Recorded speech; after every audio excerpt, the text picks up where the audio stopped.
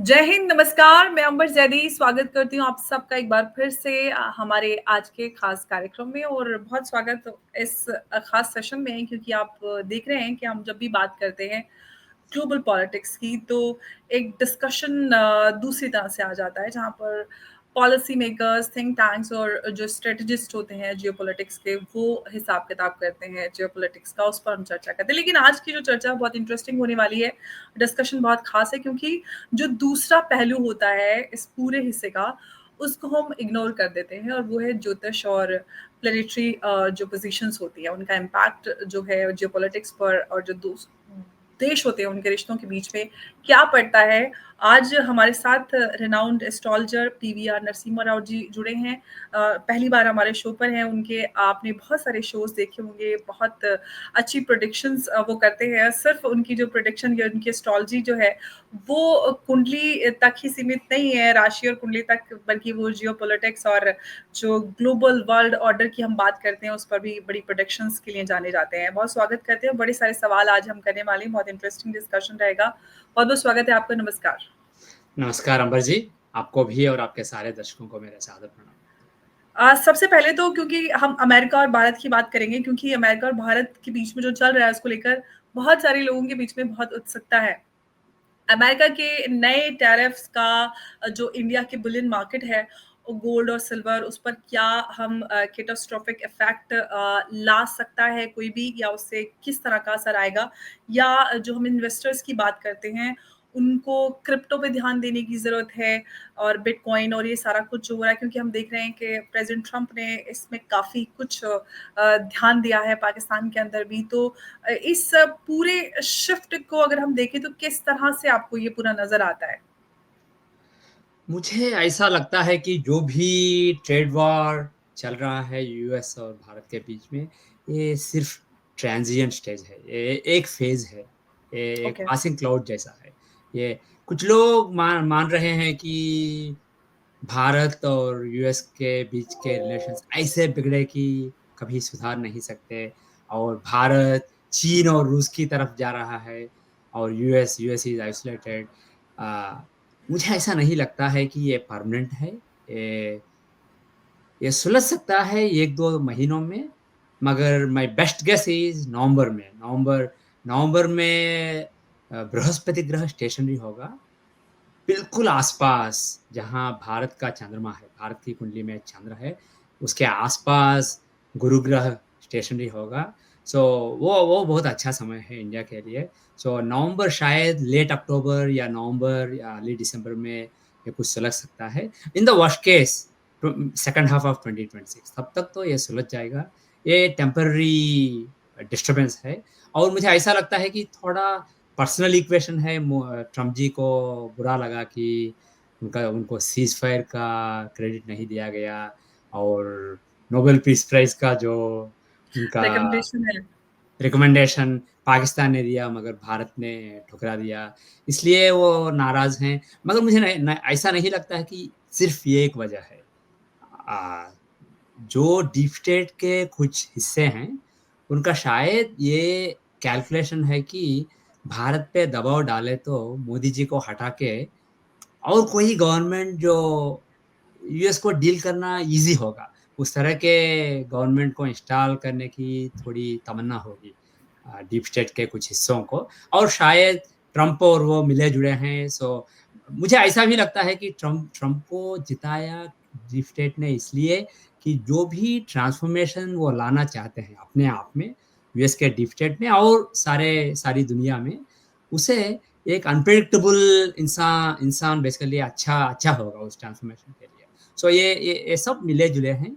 सो दो वजह हैं, मगर जो ट्रम्प जी का पर्सनल मामला है, वो सुलझ सकता है अगर कुछ अच्छा डील उन्हें दे दीजिए या यूक्रेन रूस के बीच में जो पीस के टॉक्स हो रहे हैं, उसमें कुछ मदद करें और कुछ पीस डील हो जाए अगले कुछ महीनों में और सारा क्रेडिट ट्रम्प जी को दे दीजिए, तो वो खुश हो जाएँगे। वो very sentimental not sentimental, emotional and गुस्से वाले हैं, मगर अति प्रसन्न भी हो सकते हैं, अगर अच्छा लगता है तो। इसलिए जो भी हम देख रहे हैं, ये सिर्फ़ टेम्पररी है। और एक बात है, गुरु ग्रह जो है, वो सारे इंसानों में और सारे कॉस्मिकली होल वर्ल्ड, सारी दुनिया में जो बुद्धि है, जो इंटेलेक्ट है, उसको गुरु ग्रह दिखाते हैं और वो अतिचारी हैं अभी। अतिचारी का मतलब है बहुत फ़ास्ट मूव कर रहे हैं। इसलिए जब गुरु ग्रह तेज़ी से चलते हैं, तब बुद्धि भ्रष्ट हो जाता है। सारी दुनिया का की बुद्धि भ्रष्ट हो जाती है, इसलिए अच्छे डिसीज़न्स नहीं ले पाते हैं। इसलिए जो भी हम देख रहे हैं ये टेम्पररी फ़ेज़ है। मगर जैसे आपने कहा था, इसका असर पड़ सकता है, मार्केट्स पे असर पड़ सकता है और आपने पूछा था स्टॉक मार्केट इन जनरल 2025 के दूसरे हाफ में और 2026 में स्टॉक मार्केट के लिए अच्छा वक़्त नहीं है। इस समय में स्टॉक मार्केट में थोड़ा गड़बड़ हो सकता है, स्टॉक मार्केट डाउन हो सकता है सेकंड हाफ ऑफ 2025 और 2026 में। और ये ट्रेड वॉर शायद एक फैक्टर होगा।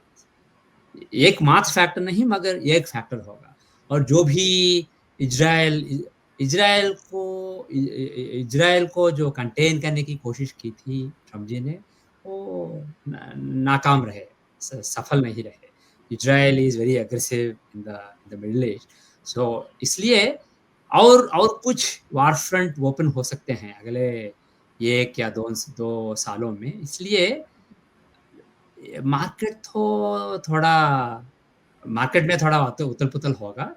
और जब आप गोल्ड और सिल्वर की बात करती हैं, तो जब भी दुनिया में कुछ इंस्टेबिलिटी का हवा चालू हो, जब भी युद्ध के वातावरण दुनिया में चालू हो, तब gold and silver tend to do well. और अभी गुरु ग्रह जो हैं, वो मिथुन राशि में हैं और कर्काटक राशि में आने वाले हैं कुछ महीनों में और मिथुन मिथुन राशि में बैक जाके फिर कर्काटक राशि में आएँगे। सो 2027 मई जून तक वो कर्क राशि में रहेंगे। इसलिए जब वो मिथुन और कर्क राशि में रहते हैं और सिंह राशि भी अच्छा है। कर्क राशि उनकी उनकी उच्च राशि है और सिंह राशि मित्र राशि है। इसलिए आने वाले 2-3 सालों तक गोल्ड के लिए बहुत अच्छा वक़्त है। गोल्ड का प्राइस बहुत बढ़ सकता है। इसलिए स्टॉक मार्केट से बढ़ के अगर गोल्ड गोल्ड और खरीदें सिल्वर में तो इन्वेस्ट करें। अच्छा रहेगा और ओके। जब गोल्ड अच्छा करता है तो यूजुअली सिल्वर भी अच्छा करता है। इसलिए प्रेशियस मेटल्स का वक़्त अच्छा रहेगा। और एक बात है अगर हम लॉन्ग टर्म के पर्सपेक्टिव से देखते हैं, तो ये जो वक़्त है 2020 से लेके 2036 तक, ये बहुत ही नाज़ुक वक़्त है दुनिया के लिए। मैं 10 सालों से कह रहा था कि ये वक़्त वेरी डिस्टेबलाइजिंग है।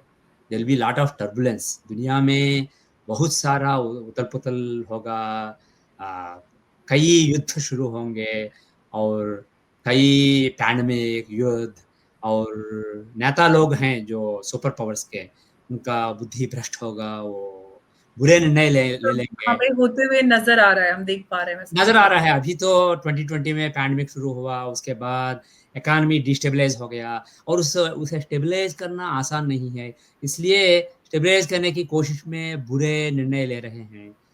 वेदर च च च चीन के प्रेसिडेंट या रूस के प्रेसिडेंट या अमेरिका के अध्यक्ष, सभी बुरे-बुरे निर्णय ले रहे हैं। इसलिए ये पीक रीच करेगा। 2025 और 2026 ये 2 साल बहुत ही डिस्टेबलाइजिंग साल हैं और जी। जो भी जो भी गड़बड़ होगा इस वक़्त में, उसका परिणाम 2027, 2028 और 2029 में देखने को मिलेगा और the situation will be so bad कि 2030 और 2031 में ये एक बड़ा वार हो सकता है, बड़ा महायुद्ध हो सकता है। 2030 वर्ल्ड लेट वॉर 2030 जिसकी हाँ, हम हाँ। बात करते हैं। हुँ। ओके। लेकिन मैं एक सवाल और आपसे जानना चाहती हूँ क्योंकि इंडिया यूएस को लेकर लोगों के बीच में काफ़ी क्यूरियोसिटी होती है। लेकिन ये जो ट्रेड वॉर चल रहा है इंडिया और यूएस के बीच में, ग्रह नक्षत्र के हिसाब से क्या आउटकम इसका निकल कर आएगा? इसका आउटकम मेरे हिसाब से ये होगा कि दोनों एक अच्छा ट्रेड डील बनाएँगे। जो भी ये 50% का टैरिफ और जो भी रशियन ऑयल खरीदने खरीदने की खरीदने जी, की जी, जी। बात करना, ये इनफैक्ट उसको सब। लेकर तो जेडी वांस का स्टेटमेंट भी आ गया कि ये तो रशिया के ऊपर प्रेशर बनाने के लिए हमने हाँ, सेकेंडरी ये जो ये सब बनाई। ये सब basically this is a game of chicken. Hmm, basically वो देखना चाहते हैं कौन पहला ब्लिंक करेगा। इसलिए ये सिर्फ़ नेगोशिएटिंग टैक्टिक है। ये शायद ट्रम्प ने Trump over estimated his hand. शायद ट्रम्प जी ने समझ लिया कि इंडिया घुटनों पे आके वाटर गिर टेस्टिंग जिसको कहते हैं गई। वो कर रहे होंगे कि क्या प्रेशर में आएगा हाँ, अमेरिका मगर के। मगर इट इज़ गुड कि इंडिया इंडिया प्रेशर में न दबाव में नहीं आके जो भी यूएस माँग रहा है वो नहीं दे रहा है। ये भारत के जो मौलिक इंटरेस्ट हैं, उन पे कॉम्प्रोमाइज़ नहीं करते हुए भारत हार्ड बॉल खेल रहा है, ये अच्छी बात है। इसी तरह खेलना चाहिए। मगर आउटकम तो ज़रूर ऐसा होगा कि एक ट्रेड डील बनेगा दोनों देशों में। Worst case second half of 2026, best case अगले अगले अगले महीने में सितंबर में। बट मोस्ट लाइकली केस मेरे मेरे हिसाब से most likely is November timeframe, around November 10, नवंबर 10 के करीब बृहस्पति स्टेशनरी हो रहा है। इसलिए 3 हफ्ते पहले या 3 हफ्ते बाद नवंबर 10 से, वो वक़्त बहुत ही क्रूशियल या रहेगा। कंड्यूसिव टाइम है, बहुत ही कंड्यूसिव ओके। टाइम है। उस वक़्त में कुछ ट्रेड डील हो सकता है और शायद यूएस को कुछ कुछ कॉम्प्रोमाइज़ करना पड़ेगा और भारत को कुछ कॉम्प्रोमाइज़ करना पड़ेगा। मगर अगर आप टिके रहते हैं, अगर आप दबाव में आके जल्दबाज़ी नहीं दिखा के टिके रहते हैं तो अच्छा डील बनेगा। जी। अब 2025-26 की अगर हम बात करें, भारत के अंदर रियल एस्टेट का क्या हिसाब-किताब रहेगा? अगर हम गृह युति की बात करें, तो कुछ गोल्डन पीरियड लेकर आएगा, क्या कुछ हो सकता है? अगले 2020 से लेके 2040 तक का जो टाइम है, ये भारत के लिए बहुत ही बढ़ाव का टाइम है। भारत भारत का सिचुएशन जो है अंतर्गत और बहिर्गत बेसिकली जो भी भारत के अंदर का सिचुएशन है और जो भी दूसरे दूसरे देशों के साथ भारत के रिलेशंस है, वो सब बेसिकली बढ़ते जाएँगे। This is a golden period for India. इसलिए सी stock market and real estate उनमें तो कभी बढ़ते हैं, कभी कभी बेसिकली डिक्रीज़ होते हैं, मगर the long term graph will be up and up and up. So मेरे हिसाब से तो अगले अगले 15 सालों में भारत का रियल एस्टेट बहुत सेफ इन्वेस्टमेंट रहेगा, शायद स्टॉक मार्केट से भी बढ़ के। ओके, अब आते हैं सबसे बड़े सवाल पर जो हर भारतीय के दिल में रहता है हमेशा कि भारत के पास जो पाकिस्तान ऑक्यूपाइड जम्मू कश्मीर है, वो कब वापस जुड़ेगा? प्लैनेटरी पोज़ीशंस के हिसाब से ये बात कन्फर्म होती है और होती है तो कब होती है? वापस मिल जाएगा? कैसे इस पे आप कुछ बता पाएँ?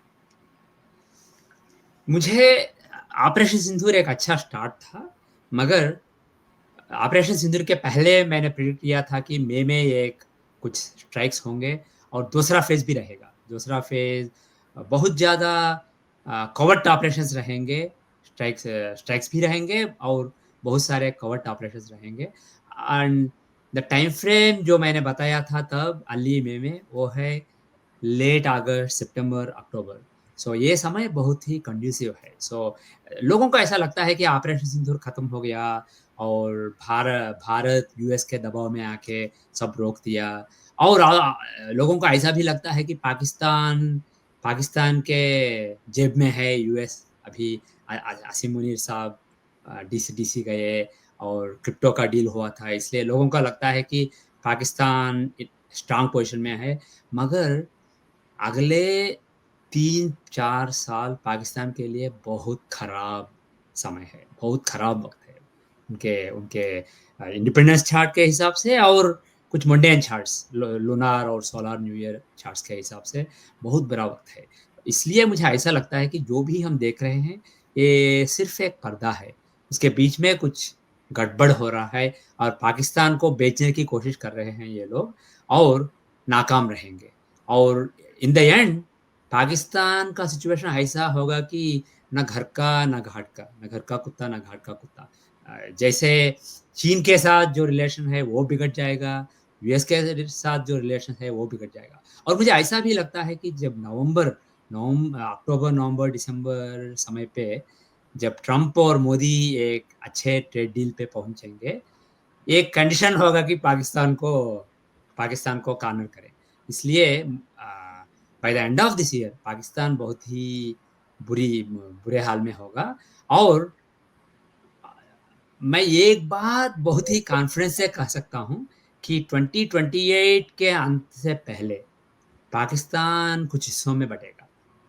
शायद 4 या 5 डिसइंटीग्रेशन हिस्सों ऑफ में बटेगा पाकिस्तान। पाकिस्तान। पाकिस्तान डिसइंटीग्रेट होगा और जो भी ऑपरेशन सिंदूर हुआ वो वो बेसिकली ऐसी बात कर रहे हैं कि ओ हम जीत पाए, मगर लोगों को पता है कॉमन वो तो मैन को सारे ही नहीं, वॉर्स के लिए सोल्जर। ये बोलते हैं हम जीते हैं, सभी को बोलते हैं वो पाकिस्तान का हाँ, पुराना रवैया है। पाकिस्तान के सोल्जर्स जानते हैं, इसलिए असीम मुनीर के खिलाफ जो आर्मी में जो भी रेबेलियन अभी अभी चुपी हुई है जो रेबेलियन, वो उबल हुँ, के वो सरफेस पे आ जाएगा। और ऐसी भी चांस है कि असीम मुनीर और शरीफ जी के बीच में कुछ झगड़ा हो सकता है, इसलिए और उसको बेसिकली कन्वीनिएंट समय मान के जो भी पंजाब में, सिंध में, पाकिस्तान ऑक्युपाइड जम्मू और कश्मीर में जो भी रेबल फोर्सेस हैं, वो बेसिकली वो अपना अपना जो भी युद्ध है उसे वो बढ़ा सकते हैं। इसलिए अगले 6 महीनों में या अगले साल में पाकिस्तान में बहुत कुछ गड़बड़ होने वाला है। और 2028 के अंत तक तो भारत के भारत के हाथ में आ जाएगा पाकिस्तान ऑक्युपाइड जम्मू और कश्मीर। मगर अगले साल में भी चांस है, सेकंड हाफ ऑफ 2025 और फर्स्ट हाफ ऑफ 2026 में भी चांस है। मगर मेरा ये मेरा ओपिनियन ये है कि भारत को कुछ करने की ज़रूरत नहीं है।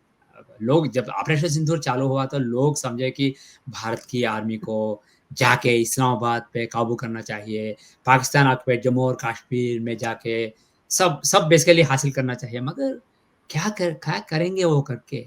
वो that's not a good situation. ऐसा कहे करेगा भारत की जो भी इंटरनली डिस्टर्बेंस है, उसे बढ़ावा देके internally basically let it explore kind of like अगर एक क्वारी है, एक बम लगाते हैं और आप बेसिकली नज़दीक नहीं रहते हैं और जब बम टूटता है और क्वारी टूटता है तब जाके आप बेसिकली जो भी पीसेस हैं उन्हें इकट्ठा कर सकते हैं। उसी तरह जो भी ऑपरेशन सिंदूर हुआ था उसके उसके कारण से पाकिस्तान में अंतर्गत एक्सप्लोजन होगा। Explosion not literally, metaphorically. Hmm, hmm, और हुँ। उसका वेट करनी चाहिए और जो भी इंटरनल फोर्सेस हैं पाकिस्तान गवर्नमेंट के खिलाफ और आज़ादी के लिए फाइट करते हुए, उन्हें मदद करनी चाहिए। मगर बलूचिस्तान में थोड़ा थोड़ा जागरूक रहना चाहिए क्योंकि बलूचिस्तान पे चीन की नज़र है और यूएस की भी नज़र है। जो भी वहाँ एब्सोल्युटली। नेचुरल रिसोर्सेस हैं उनके लिए। सो बी केयरफुल। अगर जब ट्रेड डील बनता है, अगर भारत और यूएस एक समझौते में आते हैं कि हम पीओजे को देखेंगे, हम सिंध को देखेंगे, आप बलूचिस्तान को सँभालिए अभी तक। इस तरह का एक deal basically under the table एक डील भी बन सकता है और उसके बाद पाकिस्तान में बहुत उथल-पुथल होगा। जी।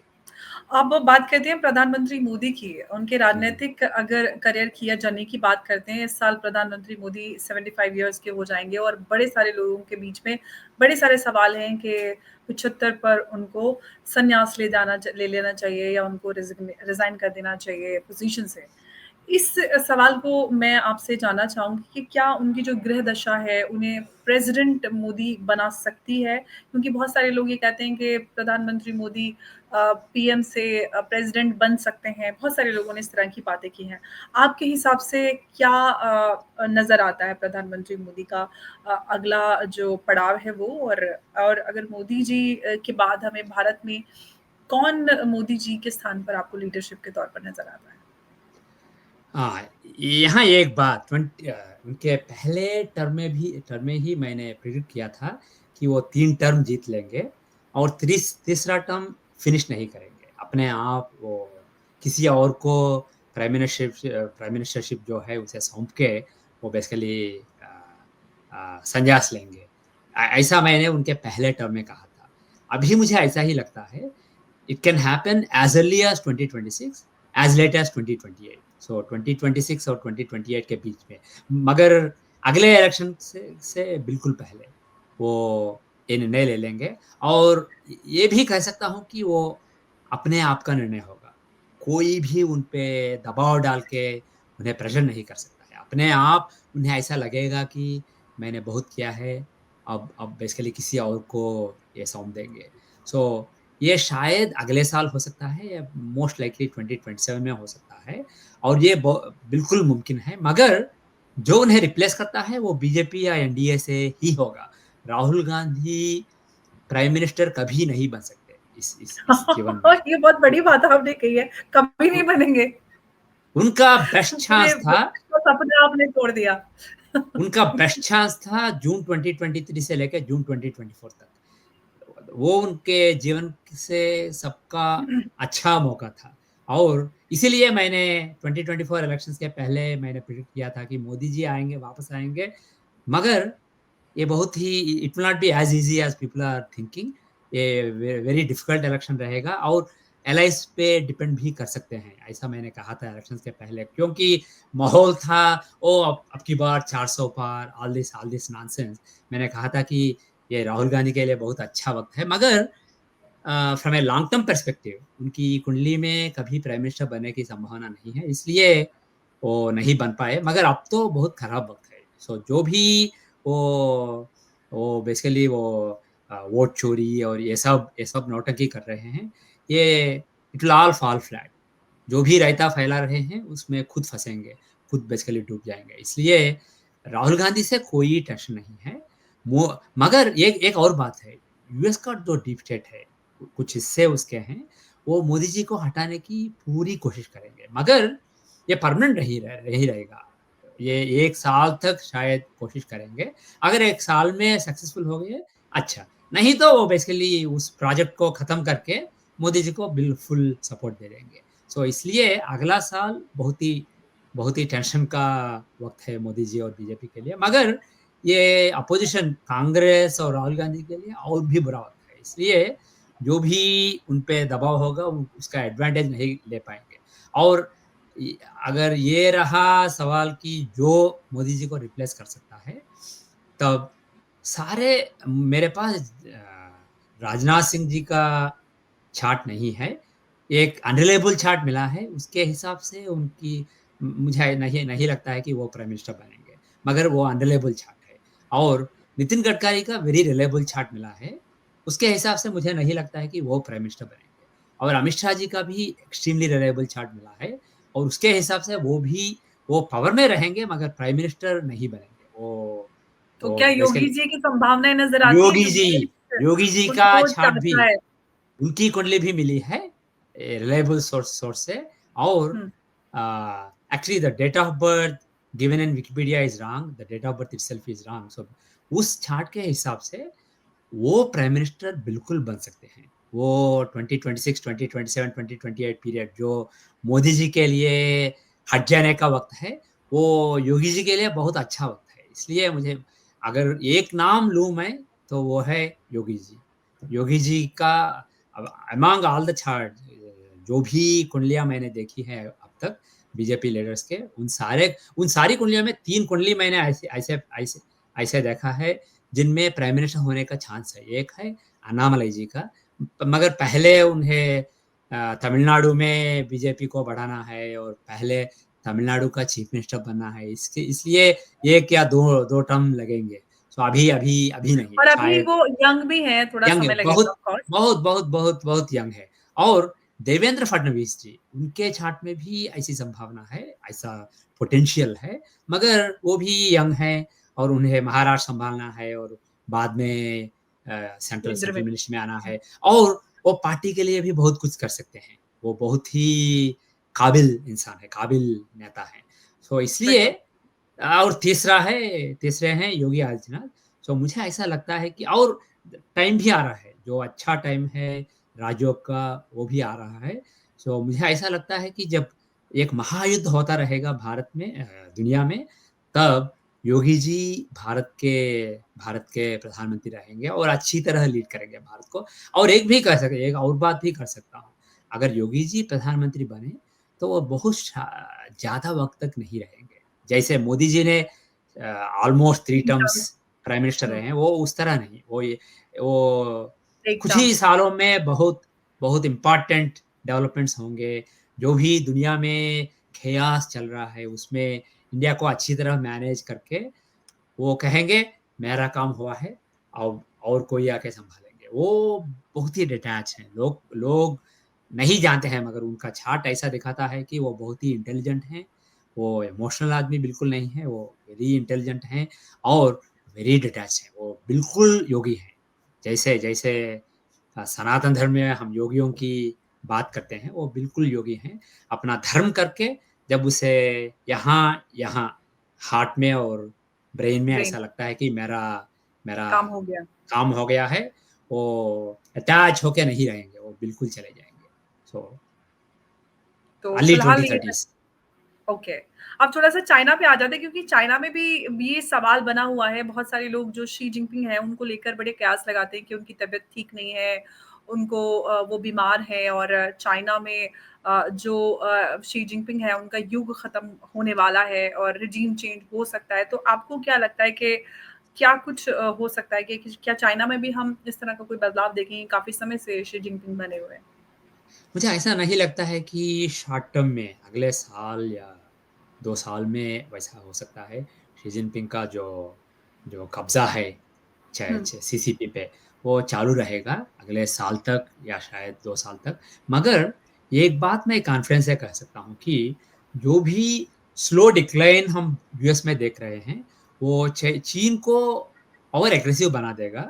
और ताइवान में, साउथ ईस्ट एशिया में, अफ्रीका में, साउथ अफ्रीका में चीन और एग्रेसिव बन के अमेरिका से अमेरिका से मुकाबला करेगा। और उस मुकाबले में चीन बहुत वीक हो जाएगा। अमेरिका भी वीक हो जाएगा, मगर चीन और ज़्यादा वीक हो जाएगा। और जो भी इकोनॉमिक इंस्टेबिलिटी दुनिया में शुरू हो गया है पैंडेमिक के बाद, कोविड-19 के बाद, जो भी इकोनॉमिक इंस्टेबिलिटी शुरू हो गया है, वो और बढ़ता जाएगा अगले कुछ सालों में। और द क्लैश यूएस और चीन के बीच में क्लैश इनेविटेबल होगा। और जो भी मैंने बात की थी पहले 2030 और 2031 में एक महायुद्ध की, उसमें चीन और US will be the they will be like the new UK and Germany basically. So okay. इसलिए इसलिए और उसके बाद चीन इतना वीक हो जाएगा, जैसे जर्मनी अ, दूसरे दूसरे विश्व युद्ध के पहले सभी को ऐसा लगा था कि यूके डिक्लाइनिंग सुपर पावर है, वो बेसिकली वीक हो जाएँगे और जर्मनी दुनिया पे कब्ज़ा करेगा। मगर जर्मनी जर्मनी 2 हिस्सों में बँटा गया। उसी टूट गया। तरह मुझे ऐसा लगता है कि 2030s में उस युद्ध के बाद 2030s में, बट बिफोर 2036 चीन एटलीस्ट 4 या 5 हिस्सों में बँटेगा। टूटेगा चीन चीन भी। जैसे मैंने पाकिस्तान के बारे में कहा था इस दशाब्द में, अगले दशाब्द में चीन भी टूट जाएगा। वो I am almost sure of that. और उसका कारण होगा ये जो इकोनॉमिक टेंशन्स और ये जो युद्ध आने वाला है वो। जी। अब थोड़ी-सी बात हम रशिया और व्लादिमीर पुतिन की भी कर लेते हैं क्योंकि हाँ, हाँ। काफ़ी लंबे समय से यूक्रेन वॉर चल रहा है। अगर ग्रहों के हिसाब से बात करें तो क्या रशिया-यूक्रेन वॉर का अंत कब होगा और भारत और रशिया के जो रिश्ते हैं, वो कैसे भविष्य में होने वाले हैं? अ पुतिन का ये बहुत अच्छा वक़्त है, उनकी जन्म राशि है वृषभ राशि, जो गुरु धन स्थान पे है। शनि जो कर्मस्थान में था पिछले साढ़े 2 साल, वो अभी लाभ स्थान में आ गया है, वो बहुत अच्छा अच्छा वक़्त है। इसलिए उनके उनके ग्रहचार बहुत अच्छे हैं, ये उनके लिए अच्छा वक़्त है। और इफ वी लुक एट अगर हम यूक्रेन की बात करें तो उनकी जन्म राशि जब यूक्रेन फॉर्म हुआ था तब मकर राशि था। और जब उनके चंद्र पे शनि का बिल्कुल क्लोज गोचार हुआ था, तब यह वार शुरू हो गया था। और मार्च में शनि कुंभ से मीन में चला गया, इसलिए उनकी 7.5 जो चल रही थी और पीक 7.5 में वार शुरू हो गया था और वो 7.5 अभी खत्म हो गई है मार्च में। इसलिए पीस के लिए एक विंडो ओपन हुआ है। मगर अगर अगर हम ताजिक वर्षफल चार्ट को देखेंगे 2024 और 2025 का, उसमें बिल्कुल पीस की संभावना नहीं थी। इसलिए अगस्त 2025 तक कोई चांस नहीं था। मगर अगस्त 2025 से लेके अगस्त 2026 का जो चार्ट है, जो जो एनुअल चार्ट है, उसमें पीस की संभावना बिल्कुल बिल्कुल है। इसलिए अगस्त 2026 से पहले पीस हो सकता है और गुरु ग्रह जो है, उनके उनके जन्म चक्र में वो लग्नाधिपति है। उनका लग्न है धनु लग्न, around 22 degrees of Dhanush is the लग्न और गुरु ग्रह स्टेशनरी होंगे 22 डिग्री मिथुन में। मार्च शायद March 10 middle second week of March 2026 में। सो वो शायद वो वक़्त है, शायद कुछ ट्रे जो भी बातें हो रही हैं पुतिन और ज़ेलेंस्की और यूरोप और ट्रम्प के बीच में और कुछ राउंड्स रहेंगे और शायद फाइनल पीस डील मार्च अराउंड मार्च साइन होगा।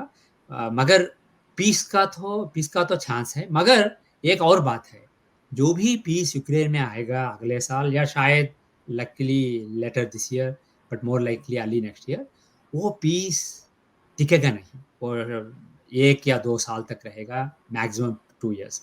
2 साल्स के बाद बेसिकली जो भी रेयर अर्थ एलिमेंट्स हैं यूक्रेन में, उनके लिए चीन और यूएस के बीच में कुछ कोल्ड वॉर शुरू होगा और कुछ फैक्शंस यूक्रेन में कुछ फैक्शंस को चीन सपोर्ट करेगा और यूएस कुछ फैक्शंस को सपोर्ट करेगा। सो वो बेसिकली वो जो भी कोल्ड वॉर रहेगा, वो उबल के सिविल वॉर बन जाएगा और इसलिए यूक्रेन अ, फिर से डिस्टेबलाइज़ होगा 2 साल के बाद। मगर अगले साल पीस हो सकता है। मगर ये एक और बात है, उनके एनुअल चार्ट में दशांश चक्र जो गवर्नमेंट को दिखाता है, उसमें दशमाधिपति जो प्रेसिडेंट को दिखाता है, वो अष्टम राशि में नीच में है। इसलिए ज़ेलेंस्की शायद नहीं रहेगा। ज़ेलेंस्की का सैक्रिफाइस देना पड़ेगा। उनको बलि चढ़ा के पीस बनाएँगे। शायद ये टॉक्स प्रोग्रेस करते-करते ज़ेलेंस्की ऑब्स्टेकल बन जाएँगे और यूएस अपने अपने सीआईए और अपने जो भी अ, नहीं दिखते हैं, उस तरह की शक्तियों का इस्तेमाल करके ज़ेलेंस्की को हटाएँगे और कोई आ जाएगा उनकी उनकी उनकी जगह में। इसलिए शायद बिफोर अगस्त 2026 मोस्ट लाइकली मार्च 2026 पीस होगा, मगर ज़ेलेंस्की को हटना पड़ेगा। ऐसा लगता है मुझे। एक जो मैं और आप बात आपसे जानना चाहती हूँ वो ये कि हमने देखा है कि बीते सालों में हमने बहुत ज़्यादा जो नेचुरल डिज़ास्टर है, अर्थक्वेक, क्लाउड बर्स्ट और हुँ, लैंडस्लाइड इस तरह की बहुत सारी खबरें आ रही हैं। भारत में भी हम आए दिन इस तरह की खबरें देख रहे हैं। पाकिस्तान में, यहाँ-वहाँ दुनिया भर में इस तरह की बड़ी खबरें आती हैं। 25-26 में भारत के क्या हालात रहने वाले हैं? क्योंकि अभी तो हमें बहुत सारी खबरें इस तरह की मिल रही हैं। आपको क्या हाँ। नज़र आता है? कोई बड़ी त्रासदी से हम महफूज़ रहेंगे? अनफॉर्चुनेटली 2025 और 2026 बहुत ही नाज़ुक नाज़ुक वक़्त है और बहुत सारे नेचुरल डिज़ास्टर्स होंगे, जल को लेके, अग्नि को लेके बहुत सारी तरह के नेचुरल डिज़ास्टर्स होंगे। भारत में भी होंगे, सारी दुनिया में भी होंगे। Unfortunately there will be lots of life in 2 सालों में। मगर इन 2 सालों में ही नहीं 2020 से लेके 2036 का जो टाइम है, ये टाइम है विनाश का। ऐसे विनाश का जो पिछले कुछ 100 सालों में नहीं हुआ था। ऐसा ऐसा विनाश हो सकता है 2020 से लेके 2036 के वक़्त तक। और उस 16 साल के वक़्त में 2025 और 2026 are almost like a a a big peak. इसलिए ये नेचुरल डिज़ास्टर्स रहते होंगे, इसलिए हम कुछ नहीं कर सकते हैं। ये तो एक एक और बात है, जो ह्यूमैनिटी है, वो इस मोड पे है, basically the greed for profits. अगर मॉडर्न इकोनॉमी को देखेंगे, तो सब ग्रोथ पे चढ़ता है। बेसिकली अगर कंपनी सस्टेनेबल है, तो स्टॉक अच्छा नहीं करेगा। सस्टेनेबल भी होना चाहिए और growth rate should be growing. It's like second order derivatives in terms of mathematics. So if the second order derivatives and first order derivatives अच्छे रहे, तो स्टॉक अच्छा रहेगा। इसलिए ये वेरी अनसस्टेनेबल मॉडल है। हम प्रकृति का ऐसा यूज़ करते हैं, ऐसा विनाश करते हैं प्रकृति का, जो सनातन धर्म में और बहुत सारे ऐसे धर्म हैं दुनिया भर में पैगन रिलिजन्स कहलाते हैं, वो सारे मेरे हिसाब से सनातन धर्म के हिस्से थे और सनातन धर्म प्रकृति की आराधना करता है, प्रकृति को माँ समझता है और हम उस माँ का इतना इतना अब्यूज़ कर रहे हैं, सो जो भी कॉस्मिक इंटेलिजेंस है, वो हम रोग बन गए हैं इस दुनिया के लिए। ह्यूमैनिटी एक रोग बन गया है। सो इस कैंसर का कुछ इलाज होगा अगले कुछ सालों में। सो ये 2026 से लेकर 2036 का जो वक़्त है, ये है इलाज का, ह्यूमैनिटी नाम के कैंसर के इलाज का और इसके बाद ह्यूमैनिटी एक sustainable we can be happy without destroying nature. So एक सस्टेनेबल अ, मार्ग को बेसिकली खोज लेगा। बिल्कुल। एक और मैं भारत के जो इंटरनल पॉलिटिक्स है उसको लेकर आपसे सवाल जानना चाहूँगी। आई नो कि मैंने आपसे बहुत सारे सवाल पूछे हैं और एक सवाल मैं ये जानना चाहती हूँ कि भारत में हम देख रहे हैं ममता बनर्जी, स्टालिन इस तरह के जो लीडर्स हैं, उनका काफ़ी हम उदय होते हुए देख रहे हैं। लेकिन वेस्ट बंगाल में जिस तरह के हालात हैं, उस सब को लेकर बड़ी चिंता लोगों के सामने होती है। ख़ास तौर से जो वेस्ट बंगाल में लोग रहते हैं, उनको बड़ा डर हाँ, लगता है कि कहीं कभी भी राइट्स हो सकते हैं, हाँ। इंस्टेबिलिटी आ सकती है। आपको क्या लगता है कि इन लोगों का जो उदय है, इस तरह के जो रीजनल लीडर्स हैं, ममता बनर्जी और स्टालिन जैसे, क्या भारत में इंस्टेबिलिटी, राइट्स जैसे सिचुएशन पैदा हो जाएगी?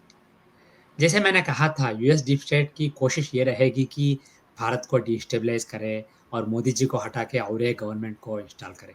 इसलिए हुँ, जो भी बेसिकली फॉल्ट लाइन्स है भारत की सोसाइटी में, उन्हें हुँ, बेसिकली वो उनका एक्सप्लॉइट करना चाहेंगे और बंगाल जो है और जो भी रिलीजियस दंगे हो सकते हैं कुछ नाज़ुक जगहों पे, बंगाल में और बाहर भी।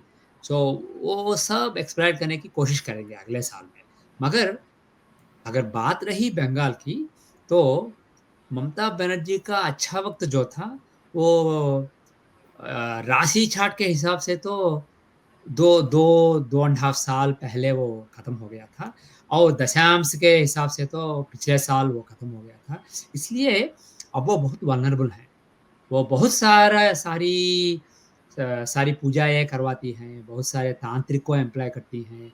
सो जो भी शक्ति है, वो उन्हें थोड़ा-सा प्रोटेक्ट करेगा मगर अगर आप पौराणिक कहानियों को देखेंगे तो जो भी राक्षस आते आते थे, वो पावरफुल रहते थे मगर कभी न कभी उनका विनाश तो होता है। इसलिए Mamata Banerjee can delay her fall मगर अवॉइड नहीं कर सकती हैं, वो बहुत वल्नरेबल हैं। सो इसलिए मुझे ऐसा लगता है जो इलेक्शंस बंगाल में आने वाली हैं, वो बीजेपी का फ़ोकस रहना चाहिए क्योंकि वो she is most vulnerable she hasn't ever been this vulnerable इतना वल्नरेबल कभी नहीं थी वो। इसलिए मुझे उम्मीद है कि ममता बनर्जी का रेंज जो है, उनके उनका शासन जो है, बंगाल में वो खत्म होने वाला समाप्त है जी। अगले साल। अब आपने कहा कि जो डीप स्टेट है वो भारत में इंस्टेबिलिटी लाने की कोशिश करेगा। अगर इस तरह के हालात पैदा होते हैं तो जो फॉरेन इन्वेस्टमेंट है या फिर भारत के जो हुँ। इकोनॉमिक इंटरेस्ट है उस पर इसका कोई असर तो नहीं पड़ेगा? या भारत जिस तरह से भारत की इकोनॉमी ग्रो कर रही है वैसे ही हम आगे बढ़ते रहेंगे? अ, जैसे सी big states they can walk and chew at the same time. Super powers उनका एक स्ट्रैटेजी नहीं होता है, उनके कई स्ट्रैटेजी होते हैं। जो डीप स्टेट कहलाता है, उनके उसके बहुत सारे हिस्से होते हैं और हर एक हिस्सा अपना काम करता जाता है। सो इसलिए यूएस का जो मिलिट्री इंडस्ट्रियल कॉम्प्लेक्स है, यूएस का जो इंडस्ट्री है, यूएस का जो टेक्नोलॉजी सेक्टर है, वो भारत में इन्वेस्ट करके भारत में जो ह्यूमन रिसोर्सेस हैं, उनका फ़ायदा उठाने की कोशिश बिल्कुल करते रहेंगे। इसलिए मोर ओवर जो भी ट्रेड डील भारत और यूएस के बीच में होने वाला है कुछ ही महीनों में, वो बेसिकली सारे टेंशन्स को दूर करेगा। सो इसलिए जो भी डिफेंस कोलैबोरेशन है, जो भी टेक्नोलॉजिकल कोलैबोरेशन है, जो भी फाइनेंशियल कोलैबोरेशन है, ट्रेड है, कॉमर्स है, वो सब उसी तरह चलता रहेगा। मगर इन दंगों को बेसिकली खड़वा के कुछ अपोजिशन लीडरों को प्रोजेक्ट करके जो भी नैरेटिव है उसे बढ़ावा देके इंटरनेशनल मीडिया में जो वो कोशिश करेंगे मोदी जी को हटाने की, वो और एक ट्रैक है। उस ट्रैक का इस ट्रैक से कुछ लेना-देना नहीं है। और the industry will be strong enough, इसलिए वो वो बेसिकली जो कोऑपरेशन चालू रहेगा। सो मुझे डर नहीं है कि सब खत्म हो जाएगा। ये इसकी बात इसकी बात अलग और उसका बात अलग, उसकी बात अलग। जी। और आपने तो स्टालिन की बात की थी, मैं जी। स्टालिन के बारे में नहीं बोलूँगा। मेरे पास स्टालिन जी या उनके पिताजी या उनके उनके बच्चे की चाट नहीं है, इसलिए मैं उनके बारे में नहीं कह सकता हूँ। मगर अन्नामलई जी के छाट में बहुत लोगों को ऐसा लगता है कि वो नहीं जीत पाए पिछले बार, इसलिए उनको तो बिना चार्ट देखे ही लोग बोलते हैं कि भई वो तो छाट पीएम में बनने ही बन ये लोगों का दिल छाट ही में भी कहता है। है, छाट में भी चार्ट है में भी है, लोगों और का दिल अच्छा कहता है, वक़्त है। लोग चाहते हैं ऑफ हाँ, कोर्स। हाँ, अच्छा वक़्त है, मगर सी फ्रॉम ज़ीरो बीजेपी को वो 20% तक लाए इलेक्शंस पिछले इलेक्शंस में। अगर आप ऑफ पवन कोर्स। कल्याण को देखेंगे तो वो 2 कंस्टिट्यूएंसीज़ में कंटेस्ट किए थे उन्होंने 2019 में, दोनों हार गए, मगर अब तो वो डिप्टी चीफ मिनिस्टर हैं। इस तरह don't just because he lost, अगर लोग समझते हैं कि वो खत्म हो गए, ऐसा नहीं है। वो बिल्कुल राइज़ राइज़ होंगे, इसलिए शायद 2 टर्मों में और इंशाअल्लाह एक एक ही टर्म में वो चीफ मिनिस्टर बन सकते हैं तमिलनाडु के। मगर डेफ़िनेटली अन्नामलई के छाट को देख के मुझे ऐसा लगता है कि बिना स्टालिन के छाट को देख के 1 या 2 टर्मों में वो जाने वाले हैं। एससीएम वो बन सकते हैं। जी, तो दोस्तों जियोपॉलिटिक्स के साथ एस्ट्रोलॉजी का फ्यूज़न हमने किया और हमें एक नया नज़रिया देता है। आज हमने देखा कि ग्रहों की गति सिर्फ़ व्यक्तियों की ज़िंदगी नहीं बल्कि नेशंस के भविष्य भी और वॉर्स, पीस और इकोनॉमी तक को शेप देती है। बड़े सारे इंटरेस्टिंग सवाल हमने किए और उनके जवाब बहुत इंटरेस्टिंग है और भारत को लेकर भी कई सारी बातें हमें आज पता लगी और मैं आपका बहुत-बहुत धन्यवाद करना चाहती हूँ कि आपने हमें इतना कीमती समय दिया और इतने सारे सवालों के जवाब दिए। आई एम श्योर जो दर्शक हैं उनको बहुत पसंद आने वाला है। आपका एक बार फिर से बहुत धन्यवाद हमारे साथ इस अहम चर्चा में जुड़ने के लिए। नमस्कार, जय हिंद, जय भारत। धन्यवाद अंबर जी, जय हिंद। Thank you.